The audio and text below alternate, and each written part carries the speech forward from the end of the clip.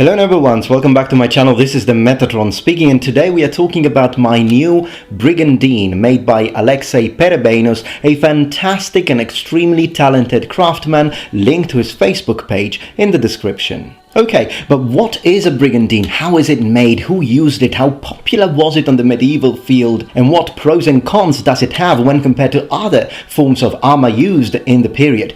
We've got a lot of things to say. This is really exciting. Well, first and foremost, my Brigandine is based off the Leeds Brigandine, and I'll just show you a picture of the original, which is a late 15th century sort of Brigandine. And we're talking about, generally speaking, 1450 to 1470. That will be the era that we're talking about, and therefore, by this time, in the late 15th century, the Brigandine has transformed into a more complex sort of armor in its construction. It's made of many different plates of, in my case, hardened and tempered spring steel with a percentage of carbon of 0.65%.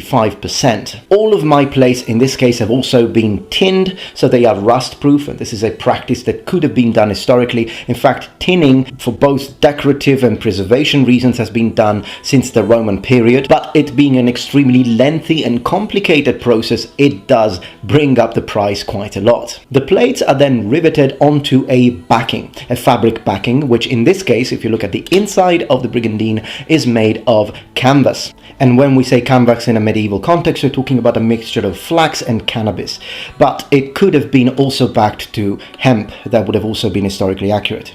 But as you can appreciate, the outside is also being coated. So the outside fabric for my specimen here is hand-spun silk velvet. It was made in Uzbekistan by hand, a very lengthy process for a very high-end product. And this is actually very coherent. It's exactly the same as medieval velvet, also in terms of the overall width. However, if you're more on a budget, felt would also be historically accurate, and there are also other options for the outside fabric. Now, what makes a late 15th century Brigandine labor intensive is the fact that all of the many different plates have been riveted onto the garment through these rivets, and in fact, in this case, they are made of brass. These were handmade by Aleksey.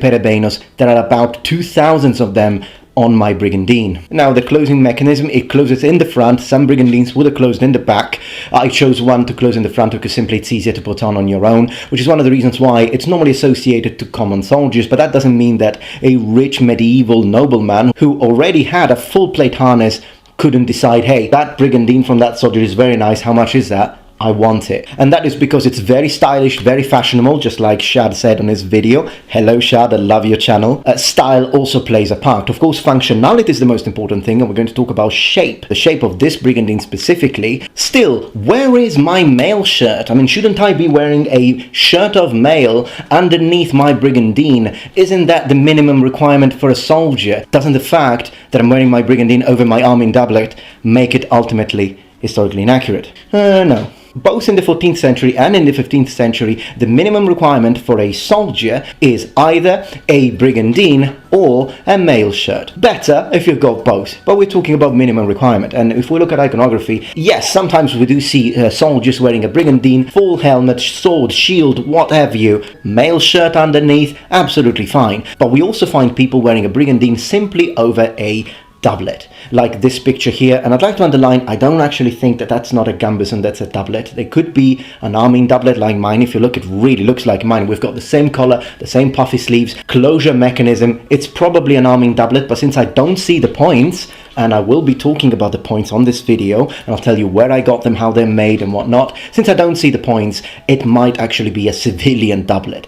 But suffice to say, he does not have a mail shirt. And that's not the only case. We do see oftentimes people wearing the Brigandine, a helmet, and then they've just got leather shoes, hose, and doublets. And that's what I wanted to show you here. This is an absolutely coherent and accurate, very light kit, if you will. I'm not gonna be shot at with a crossbow, I don't think, so I think it's gonna be okay for me. But style and fashion are also important, and a Brigandine not only brings a lot of that because it's absolutely beautiful. You can have many different colors, such as my, I want to say, royal blue of my Brigandine, and I specifically chose the brass buckles and the brass rivets because I love the contrast of the dull golden look of brass together with this blue. I could have made them of steel, I just prefer this combination. But a Brigandine also brings in other advantages such as flexibility and mobility, and we will talk about this later on more in details. Also, these are absolutely fine. The straps and buckles are absolutely fine on a Brigandine. Generally speaking, you wouldn't really see them in arming doublets and gambesons, because normally they are either laced up or buttoned up. In this case, I've got fabric buttons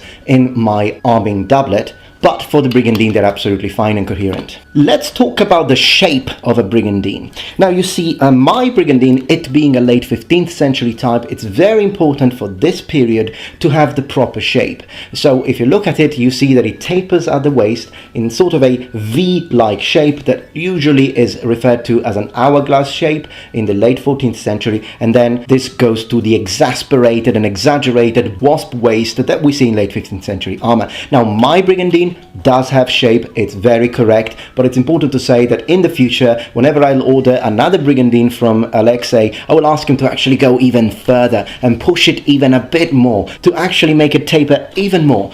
The fact that my Brigandine has shape and so it looks like this means that the weight is now on my natural waist, and which is the point of balance, the natural point of balance of my body, and therefore, believe me, I do not feel it at all. There is nothing whatsoever on my shoulders, and that is why shape in armor is extremely important. And to know that your armor, whether it be a breastplate, backplate and full plate, or whether it be a Brigandine, has got the right sort of tapering, then this is a very easy test to do. When you put it on, do you feel a slight pressure in your natural waist, and does it feel ever so slightly uncomfortable? If the answer is yes, your Brigandine or your armor has good shape, because you do need to feel slightly uncomfortable. And in fact, that should actually start with your arming doublet, and that is one point that I do need to improve for my arming doublet and make a small modification, because even the arming doublet should push you a little bit in the natural waist, because this really makes a universe of difference in the weight distribution of the armor. Now, generally speaking, the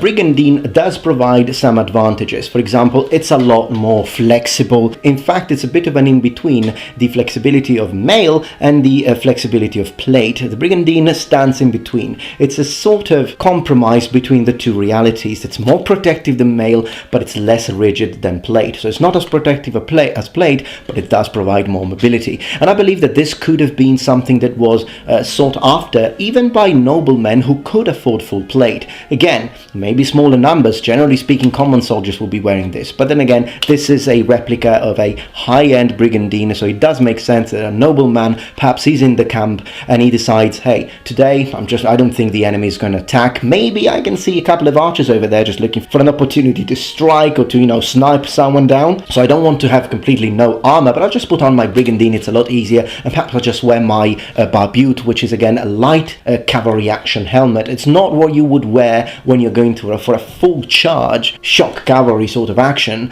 For that, I would definitely use an armored, but even a medieval knight would have had several different possible configurations for his armor. You don't have to imagine there is a medieval knight and he's got one helmet and he's got his full plate and that's that. No, you have a lot of possible configurations, and again, for example, if I were in a camp, perhaps I would just wear my barbute, because it does still provide good protection, but I can breathe, I can speak, I can see. It's a lot easier and less of a problem than a fully closed helmet like an armored. And a similar situation you could say about your Brigandine, although again, this was used in action, so you can still say, hey, I just like the Brigandine, I like the way it feels. So overall, I love the Brigandine. I think it's a fantastic piece. And by the way, if you noticed, sometimes you can see a little bit of the plates here. And that's not because the Brigandine is not well tailored for me, but it's simply because I need to add one more hole here, because as you can see, the moment I make it a little tighter, then it fits perfectly. So I just need to add one hole in the strap, in the leather strap, and it will be perfect. But in general, do I love the Brigandine? Absolutely.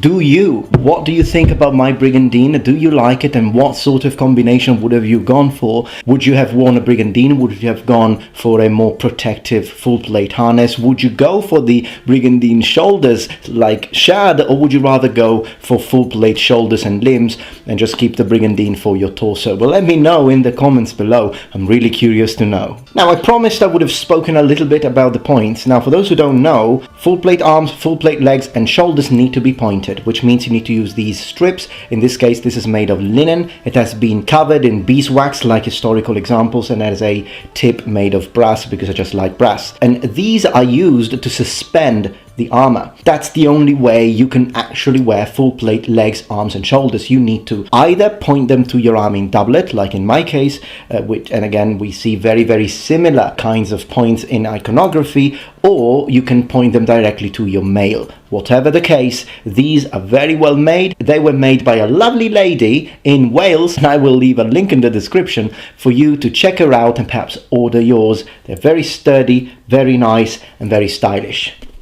What about these lovely shoulder plates here? Well, these are placeholders, just like the leg harness that you see me wear on the video, and that is because my actual full plate arms with shoulders asymmetrical, they are being sent to me. They're being produced, but they're being sent. I'm still waiting because of COVID, of course, and so I decided to just put on these, which are more of a German style, and so they're a little anachronistic with my kit because I am recreating a more of an Italian impression, but they're still fine. I mean, at the end of the day, it's not like only Germans wore German armor, and it's not like only Italians wore Italian armor. But again, a little bit of a mismatch, these, I do have to say, but I'm just wearing them to show you how plate shoulder defense looks together with the Brigandine. And the reason I'm doing this is because I wanted to show you a different approach to what Shad chose, which is still absolutely legitimate. I mean, Shad decided to go for the full Brigandine look, and that's absolutely fine. I think it looks very sexy on the man. Love you, Shad. So the sort of look that I'm going for when my actual shoulder defense is made of plate and my full plate arms will arrive is more typical of a medieval soldier wearing a Brigandine. By the way, links to all of these great videos about the Brigandine, both from Schola Gladiatoria and Shadiversity, in the comments. But then again, the question comes, I mean, I do have a male shirt, why the heck am I not wearing this one underneath? And the reason is, it's going to be a bit silly maybe, but this shirt is coated in grease and oil, which, to be honest, I'd like to say, I mean, this was given to me as a gift, so I'm really grateful for it. Thank you so much, Gabriel, for this, but maybe next time if you want to send me anything made of mail, please don't oil it. You don't really need it. As long as you wear it and you use it, mail is self-cleaning anyways, and I don't really want to wear oily shirt on top of this very nice arming doublet, but I am having a second doublet produced that is going to be a lot less qualitatively present, if you will, and therefore I won't care. I will wear it on top of that one, but on this one, absolutely not. But then again, as I say, it is still historically accurate and it's fine. Again, a big hello to Shad, to Matt, and to all the people that have been speaking about Brigandines on this wonderful community of the sword. I hope you're excited for this. I will be doing a lot of collaborations with these other channels, and I will see you on Wednesday for my next upload. And remember, the Metatron has spread his wings. Goodbye.